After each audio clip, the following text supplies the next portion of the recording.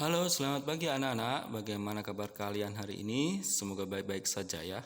Sudah beberapa minggu ya, mungkin Bapak nggak kasih penjelasan melalui video ya. Jadi pagi hari ini Bapak ingin menjelaskan sedikit tentang materi di pelajaran 8 ini. Mungkin kemarin kalian sudah belajar ya, sudah membaca tentang materi, sebagian dari materi di pelajaran 8. Hari ini Bapak akan sedikit menambahkan. Jika mungkin ada yang kelewat, nggak kalian baca, Bapak di sini akan sedikit mengulang kembali yang kemarin ya. Baik, sebelumnya marilah kita berdoa menurut agama dan kepercayaan masing-masing. Sebelum kita mulai ya, berdoa mulai. Selesai. Ya, pagi hari ini kita tetap masih di pelajaran 8 tentang renang gaya dada dan penyelamatan air. Ya, dimana renang gaya dada adalah gaya yang paling mudah dipelajari. Ya, dan gaya yang paling lama, paling tua. Ya, jadi sudah lama sekali renang gaya dada ini dan sangat familiar, sangat mudah dipelajari. Ya. Renang gaya dada juga disebut dengan renang gaya katak. Kenapa? Karena gerakannya seperti menirukan katak berenang.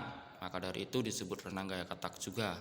Ya, yang ada tahap-tahapannya saat kita berlatih berenang, yaitu ada meluncur, mengapung, yang pengambilan nafas juga, ya.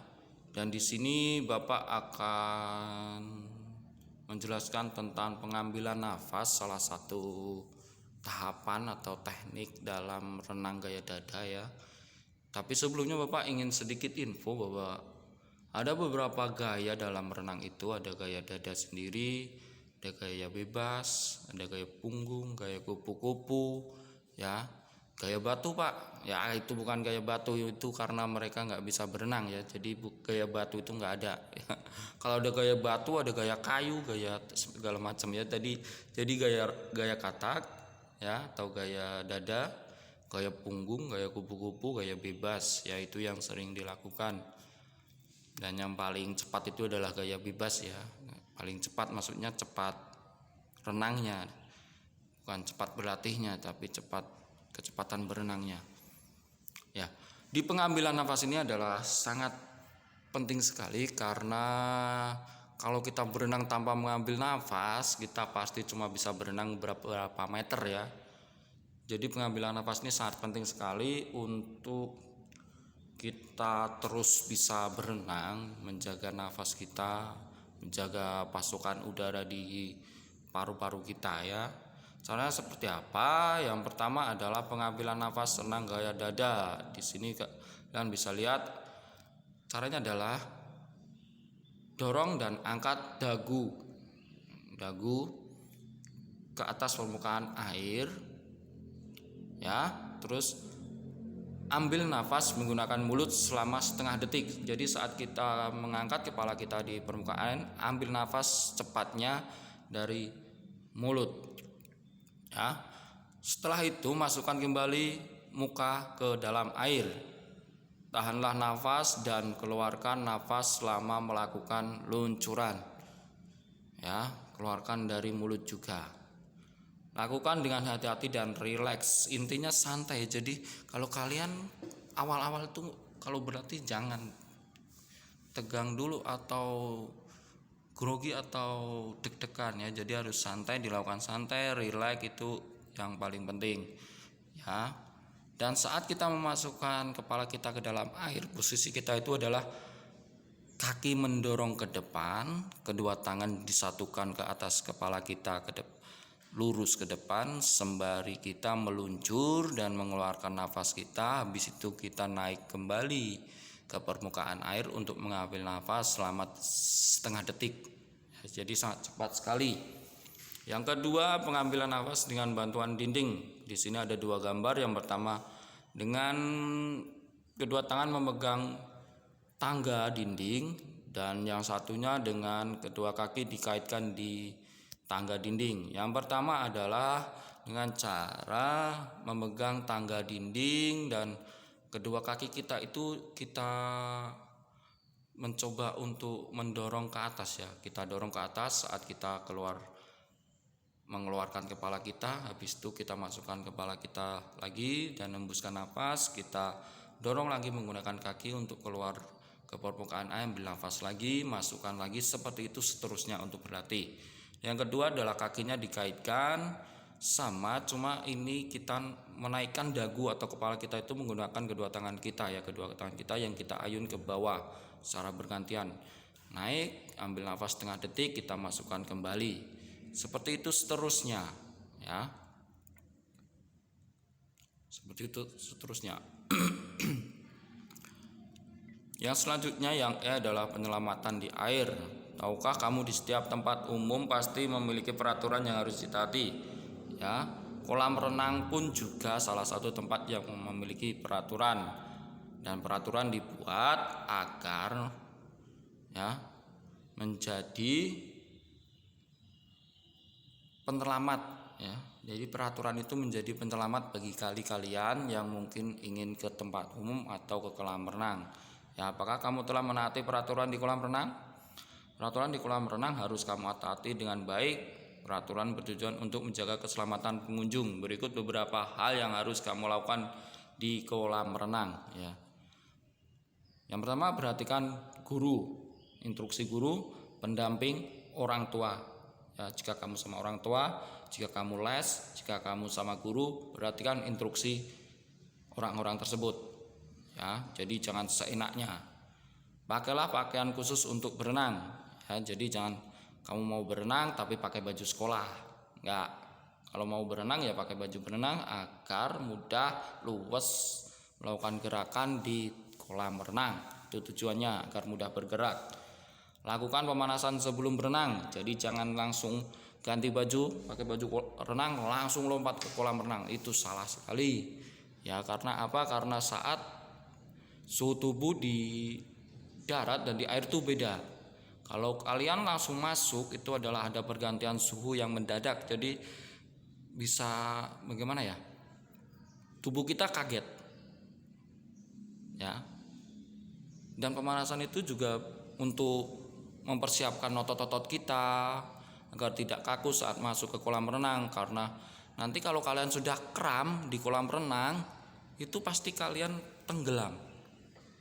Ya, kalau kram, apalagi kram perut itu yang sering. Jadi maka dari itu pentingnya pemanasan sebelum berenang.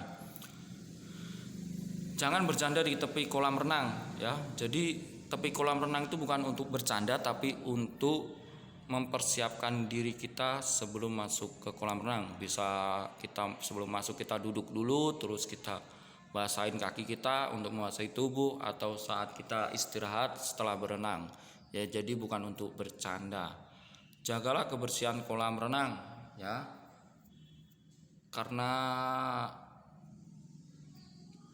itu kan kalian juga akan berenang di situ, berlatih di situ, jadi kebersihannya juga harus dijaga. Kalau kalian kotori ya kalian nanti ikut kotor juga dan orang lain juga kena akibatnya. Maka dari itu tetap jaga kebersihan kolam renang ya. Berenang sesuai kemampuan, jangan mencoba di luar batas kemampuan. Jadi kalau bisanya masih mengapung, bisanya masih meluncur, belum bisa berenang lancar, ya udah kita berenang di kolam yang sewajarnya. Jangan saya udah baru bisa belajar berenang ya, belum terlalu mahir tapi udah di kolam yang dalam ya, setelah sampai setengah nggak kuat tenggelam ya, itu memaksakan. Jadi nggak harus dipaksakan. Jika belum mahir berenang, berhati-hatilah di kolam yang dangkal, yaitu tadi hampir sama-sama 6 sama 7. Berenanglah bersama orang lain yang mampu memberi pertolongan jika diperlukan. Tadi 3 orang tadi, pendamping, orang tua, guru ya.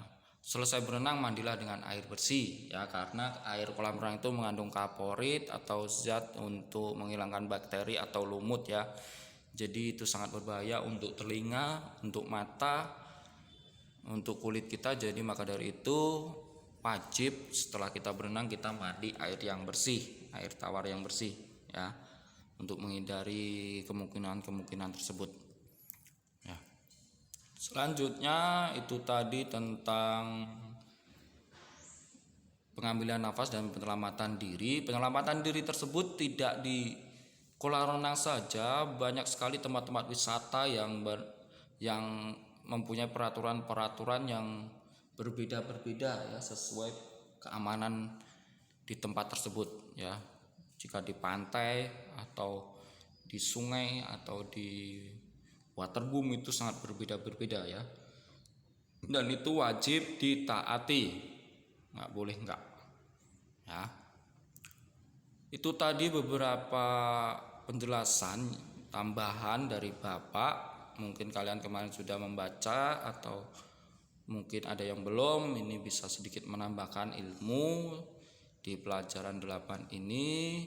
Dan untuk tugasnya, kerjakan evaluasi bab 8, evaluasi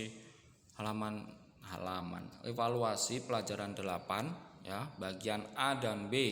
Kerjakan di buku cetak, dikumpul ke sekolah ya. Jika memang tidak bisa, boleh difoto, tapi Bapak akan periksa pagi ya. Jadi jika sore dikirim, Bapak periksa pagi ya. Paling lambat hari Kamis untuk kumpul ya. Mentok-mentok ya Jumat ya. Pak kasih Jumat sudah harus, jadi nggak ada yang kumpul hari Sabtu atau Senin depan, nggak ada. Jumat atau Kamis ya, kalau bisa Kamis ya. Kerjakan di buku cetak dan dikumpul ke sekolah kalau bisa. Baik, demikian pembelajaran atau tambahan dari Bapak di pelajaran 8. Semoga bermanfaat, dan jika kurang jelas bisa langsung tanya ke Bapak. Terima kasih. Dan tetap jaga 3M, memakai masker, menjaga jarak, dan mencuci tangan. Dan selamat pagi, salam sehat, dan salam olahraga. Terima kasih.